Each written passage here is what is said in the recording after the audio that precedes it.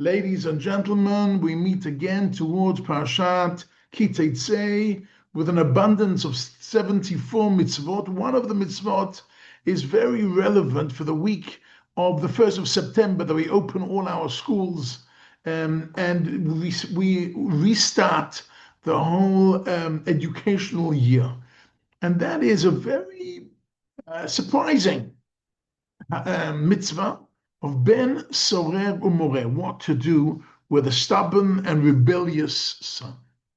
And this is very, very surprising because the psukim there say that we have to do something very severe with him, and the end we have to have him stoned, and it sounds absolutely terrible. And the Talmud tells us in Sanhedrin that actually this never was and never will be. So, okay, that gives us a sigh of relief that a stubborn and rebellious son we never have to really do.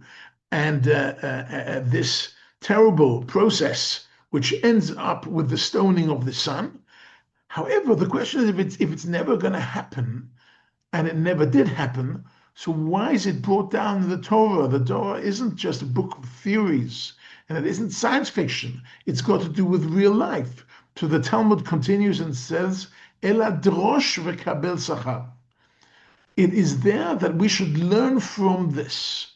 We should learn from this. Okay?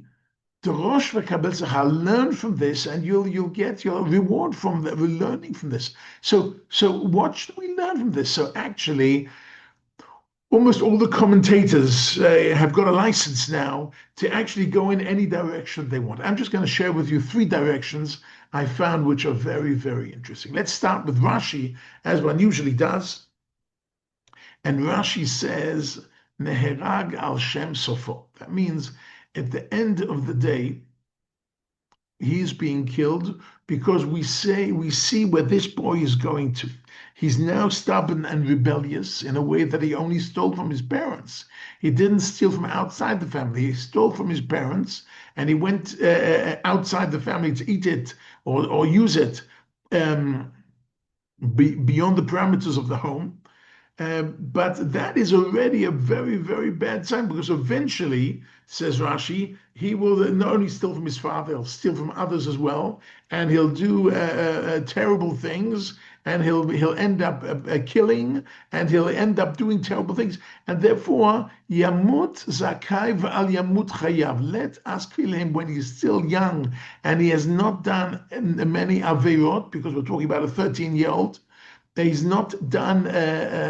He's not a sinner, and instead of having to kill him many years later, when he's mamish a sinner, so when he's in the end, he's going to die in any case. Whether he's going to die a sinner or not die a sinner.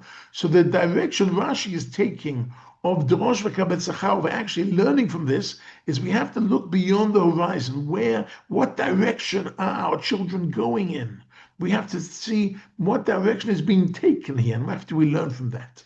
The second one I want to share with you is the Netziv from Volozhin in his Perush HaMikdavar, who takes us and into a different direction. He says, okay, what is this? What is he doing? What did he do wrong?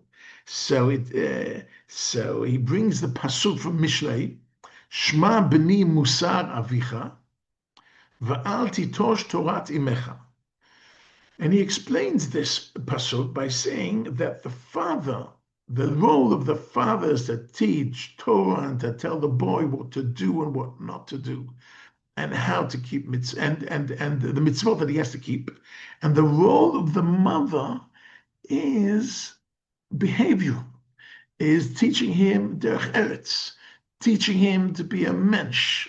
So whilst the father is teaching what to do, the mother is teaching how to do things. And therefore, Shema b'ni musar avicha, he has to learn the halacha, he has to learn what he should and he shouldn't do. That's from the father. And from the mother, behavioral, derech eretz, how to behave, to be a mensch. And this is actually ben sorer umoreh. Sorer means he went off the way of his father, And moreh means he went off the way of his mother. He not only does he not do the mitzvot, and he does avirot, he goes against the Torah, but he does it against derech eretz as well. And since both, he's against both, also the content and also the behavioral, therefore he has this terrible. Therefore, all the red lights go on, and we call him a rebellious son. So that is the Netziv, which is an interesting perspective. The final perspective I want to share with you is Rav Shimshon Raphael Hirsch, who says, okay, but how does it come about? How does it come about that we have such a rebellious son that goes against the father and the mother? How does this occur? So he learns from the Talmud that the Talmud tells us why is it never going to be and never has been, because from the Pasuk we learn that the parents have to have the same voice. Amro, they said together, means they had the same voice. V'amdu, and they stood, and that means they have to have the same height. V'tafsubo, and they have to grab him, so that means they have to have the same strength. So where have we ever seen a couple that have exactly the same height, have exactly the same voice, and have exactly the same strength? We've never seen such a couple. So therefore, it's never happened and never will be, because it can never be so accurate. But he goes deeper into this, and he says, what does it mean, the same height? The same height means that in the eyes of the boy, it's not that the mother is very high up and has to be respected, and the father, he can get away with everything, but his father, he doesn't have to respect his father, or the opposite, he respects his father, doesn't respect the mother. They have to have the same height. They have to be respected in the eyes of the kid, the same height. The same voice. What does it mean, the same voice? It's not the mother shouts at him and the father always says, it's okay, it's okay. Or the father shouts at him all the time. The mother says, okay. No, they have to say the same voice. They have to be synchronized. And the tafsubo, and they hold him. They have to have the same strength. That means that they both are demanding the same level of demands from him. It's not that the father always gives up or the mother always gives up. No, they both demand together, which means that what the Rosh Hashanah of Hish is saying is he's telling us if the parents are in sync,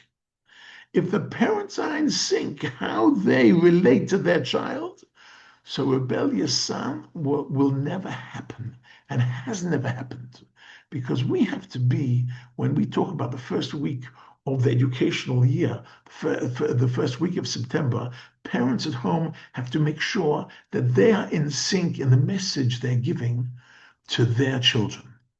Shabbat Shalom. Good luck to all of us in this educational year. Good luck with our boys and our girls.